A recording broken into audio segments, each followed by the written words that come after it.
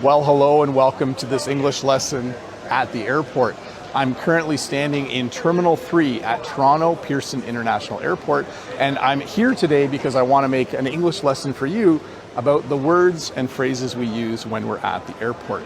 And I've already used the first word that I want to teach you, the word terminal. A terminal is a large building, and inside the building there are people getting ready to get on planes, and there's also people getting off of planes. Outside of the terminal, there are a lot of airplanes parked, getting ready either to have people come on board or for people to get off.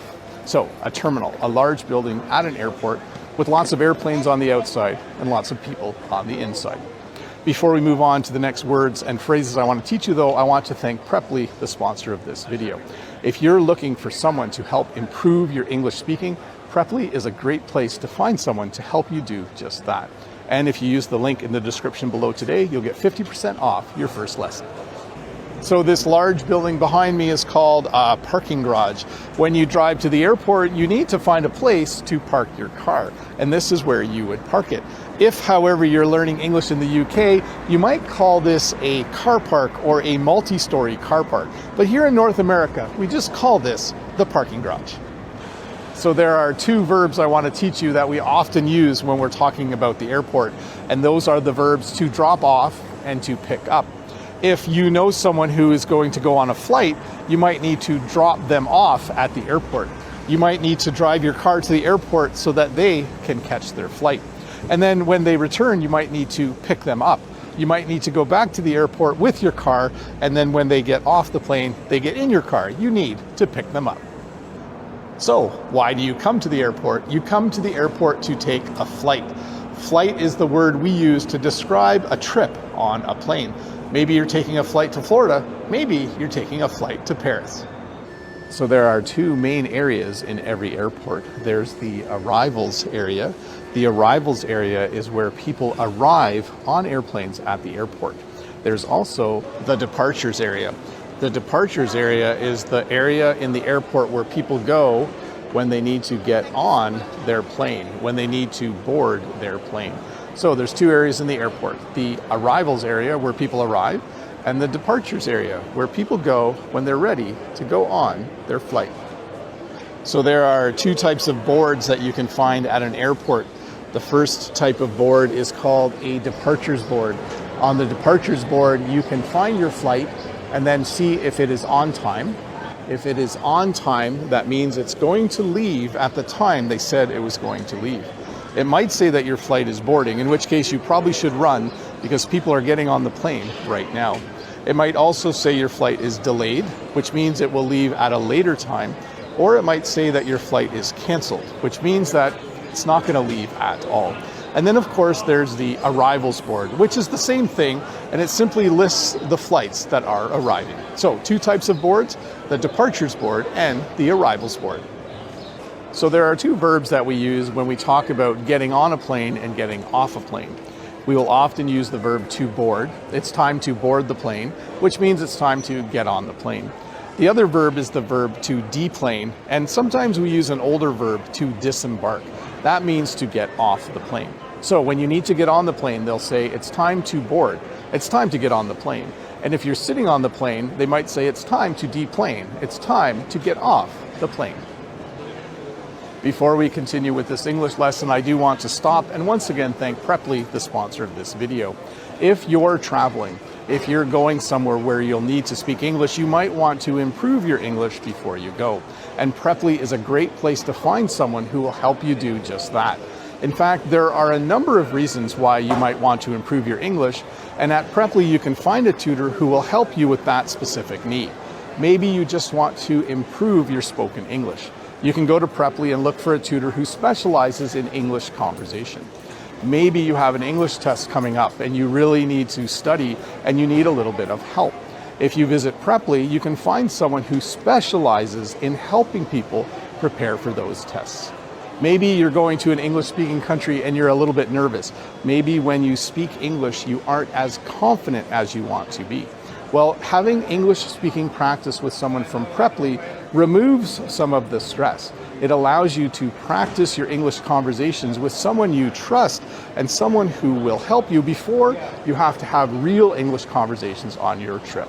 So Preply, a great place to find someone to improve your English. If you're interested and if you use the link in the description below today, you'll get 50% off your first lesson.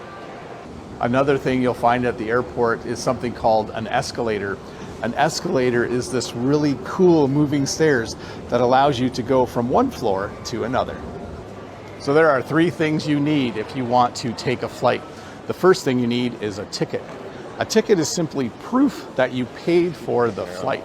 It might be a digital ticket or an e-ticket on your phone, or it might actually be a piece of paper.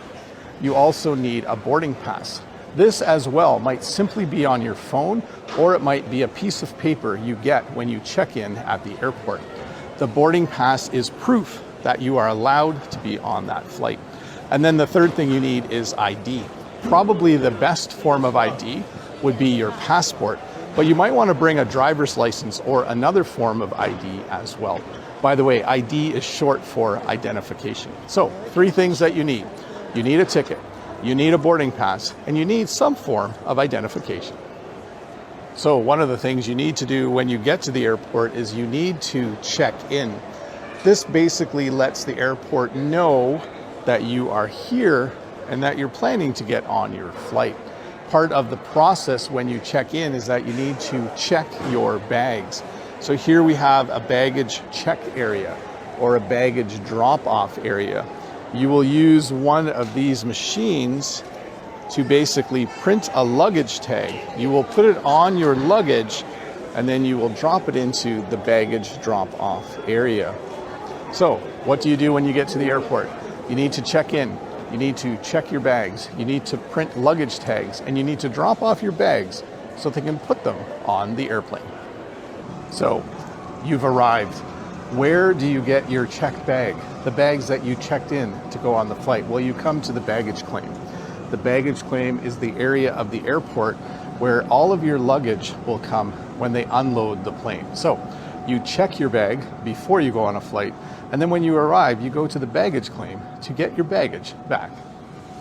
So there are a few different words you can use to talk about your luggage. So you could say that you have suitcases, you could say that you have baggage, you could say that you have luggage. Sometimes I even just say bags. And there's a few different kinds of bags. The larger suitcases or the larger pieces of luggage are the ones that you need to check in so they can put it into the airplane. But there's also something called a carry-on, which is a much smaller piece of luggage. And then there's something called a personal item, which is more like just a backpack or a purse, a small backpack, by the way. So a couple different ways to talk about it. You can say luggage, you can say suitcases, you can say baggage. And then when you talk about the smaller one, it's a carry-on. And then if it's something really tiny, like a purse or backpack, we simply call it a personal item. So there's a place at the airport called security, and you need to line up so that you can go through security. Now, security is just a short way of saying security checkpoint or security screening point. And it's the place at the airport where they look inside your carry-on bags and your personal items to make sure everything inside is safe. And then the 2 verbs that I use. To line up means to stand with other people and wait so that you can see the security people and they can check your bag. And then the process of going from one side to the other, we use the verb to go through. So at the airport, you need to line up so that you can go through security so that you can get on the plane. So at the airport, every place where a plane is parked is attached to a gate to the terminal. And so when you go to the airport, you have to figure out which gate you need to go to in order to get on your plane. So this area has gates B and C. So if your flight was leaving from gate B2, you would come to this area and you would go to that gate, which is basically the area from which you can directly board the plane. Well, thank you so much for watching this English lesson at the airport. I hope you were able to learn some new English words and phrases that you can use in your next English conversation. And maybe that English conversation will be with a tutor from Preply. I do want to thank Preply for sponsoring this video. If you are looking for someone to help you prepare for an English test, get ready to go on a trip to an English-speaking country, or to just help you improve your English abilities, Preply is a great place to find someone. And if you use the link in the description below, you'll get 50% off your first lesson. Thanks again for watching. Don't forget to click that red subscribe button, give me a thumbs up, leave a comment, and I'll see you next week with another English lesson. Bye.